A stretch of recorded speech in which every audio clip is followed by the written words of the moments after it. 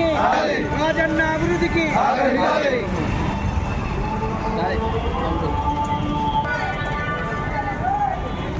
ప్రతిపక్షాల బంధు విఫలమైంది. అగ్ర కులాలందరూ కలిసి చిరు వ్యాపారం మీద కన్నెర చేసిండ్రు. మేము దుకాణం బంద్ చేయం, ఈ దేవాలయం గొప్ప కావాలి, ఈ దేవాలయం నూతనంగా అభివృద్ధిలోకి రావాలని చెప్పి వ్యాపారస్తులు అంటే వాళ్ళ మీద దౌర్జన్యం చేసే ప్రతిపక్షాలు ఇవాళ మింగుడు పడలేక, రాజకీయ భవిష్యత్తు లేక బలహీన వర్గాల బిడ్డ స్థానిక శాసనసభ్యుడు ఆది శ్రీనివాస్ గారు ముఖ్యమంత్రిని తీసుకొచ్చి 1500 కోట్ల రూపాయలతోని ఈ దేవాలయాన్ని అభివృద్ధి చేస్తా అంటే మాకు అంగిలాగులు పోయే ప్రమాదం ఉన్నది. ఒక బలహీన వర్గ బిడ్డకు మరి గొప్పగా పేరు వస్తుందని చెప్పి ఎక్కడ కూడా మనసున పట్టక ఈరోజు బంధుకు పిలిపిస్తే కూడా ఎవరు కూడా భక్తులు, ఆధ్యాత్మికవేత్తలు, ప్రజలు, ప్రజాస్వామిక వాదులు ఎవరు కూడా బంద్ చేయాలి. అందరం కూడా మాకు రాజరాజేశ్వర స్వామి దేవస్థానం అభివృద్ధి కావాలని చెప్పి అందరూ మాట్లాడినరు. కానీ బిడ్డ ఇవాళ దేవుని మీద దేవుణ్ణి అడ్డం పెట్టుకొని రాజకీయం చేస్తూ ఉన్నారు అగ్ర కులాలు. మీ అందరి కూడా త్వరలో పక్షవాతం వస్తుంది తప్పకుండా అని చెప్పి ఈ వేదిక ద్వారా మీ అందరినీ హెచ్చరిస్తూ, ఏదైతే 76 సంవత్సరాలుగా ఈ ప్రాంతం పూర్తిగా వెనుకబడిపోయింది, ఈ ప్రాంతానికి ఒక నూతనమైన ఆయుధం అనే వ్యక్తి వచ్చిండు. ఆ ఆయుధం ఇంకో ఆయుధం తోడైంది ముఖ్యమంత్రి గారు.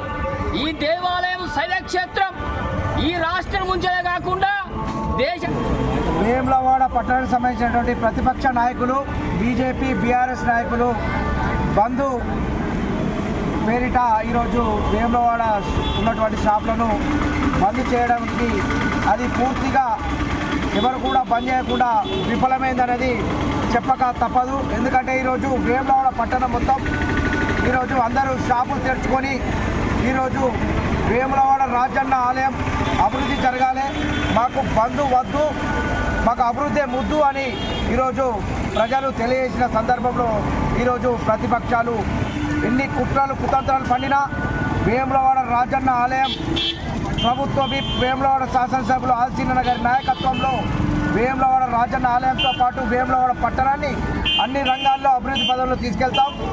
ఈరోజు ఎవరు ఎన్ని కుట్రలు ఈరోజు రాజన్న ఆలయం పైన ఈరోజు రాజకీయం చేస్తున్నటువంటి వారికి తగిన రీతిలో వేములవాడ పట్టణానికి సంబంధించినటువంటి ప్రతి ఒక్కరూ ఈరోజు వారికి తగిన రీతిలో బుద్ధి చెప్పి ఈరోజు ఎవరైతే ఈ యొక్క షాపులు తెరుచుకున్నటువంటి ప్రతి ఒక్కరికి వేములవాడ పట్టణ కాంగ్రెస్ పార్టీ పక్షాన వారికి ప్రత్యేకమైనటువంటి ధన్యవాదాలు తెలియజేస్తున్నాం.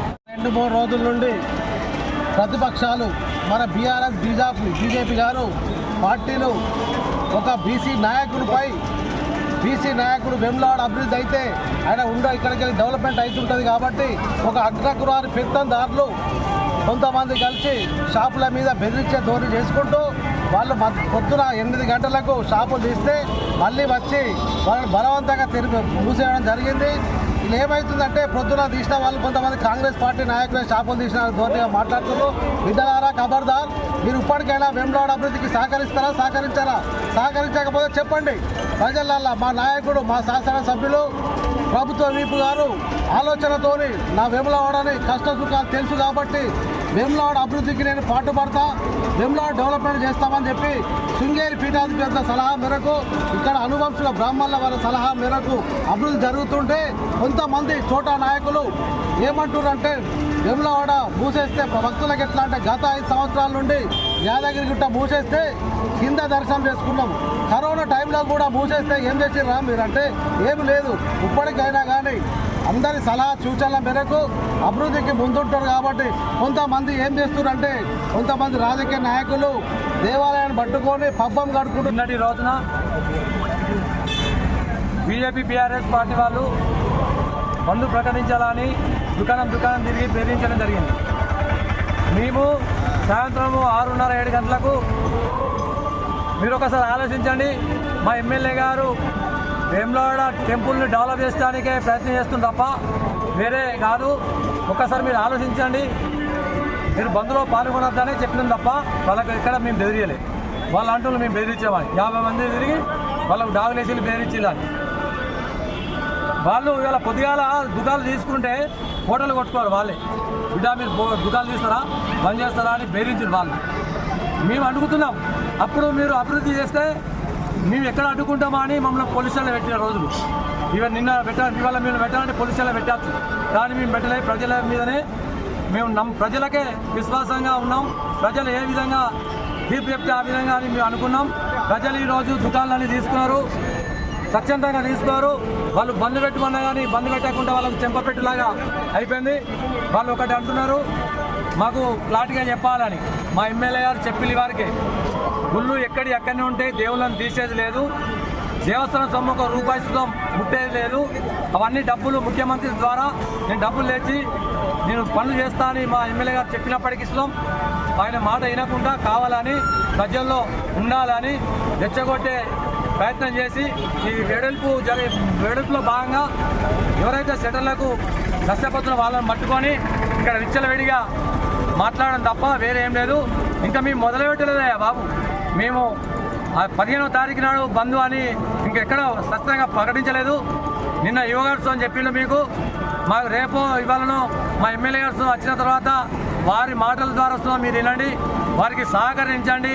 మిమ్మల్ని ఎప్పుడూ కాదని ప్రతిపక్షాలను ఎప్పుడూ అనే మా ఎమ్మెల్యే గారు ప్రతిపక్షంగా చూలే. అందరూ నాతో నడవండి, మీ సలహాలు ఇవ్వండి, నేను మీ సలహాలను స్వీకరిస్తా అని చెప్పింది తప్ప ఎప్పుడే కానీ ఒంటె తిప్పుకోకట్లా పోలే. గత ఎమ్మెల్యేలు మరి అడుగుతున్నా 60 సంవత్సరాల నుంచి కాంగ్రెస్ ప్రభుత్వం అంటుంది.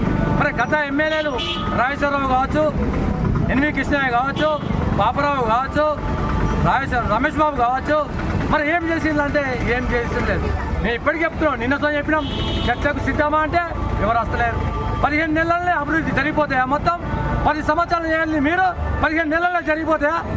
చూడండి, ఇంకో నెల 2 నెలలు చూడండి. కొబ్బరిగలు కొట్టినాం, ఇప్పుడు బ్రిడ్జి పాలుస్తాం. అటు ఇటు ఇల్లు ఉన్నాయి కాబట్టి మాకు ఇల్లు పోతున్నాయి. మొత్తానికే మాకు ఏమైనా జాగాలు ఉంచుర్రి సార్, డబ్బులు ఇవ్వండి అని ఎమ్మెల్యే గారి దగ్గరికి వచ్చిండు. వాళ్ళు సంతకాలు పెట్టుడుతోనే వాళ్ళకి నోటీసులు ఇచ్చి వాళ్ళకి డబ్బులు ఇచ్చి ఆ ఇల్లు కూలగొట్టి బ్రిడ్జి పనులు చాలు చేస్తాం. ప్రతి ఒక్క పని చాలు చేస్తాం. మాకు ఇంకా టైం బాగా ఉన్నది. ఇంకా మీరు ఓపిక పట్టుర్రి, మీ గట్టాలు మీసాలు పెరగాలి. ఈ అభివృద్ధి కావాలంటే 3 సంవత్సరాలు మేము టైం తీసుకున్నాం అభివృద్ధి చేయాలంటే.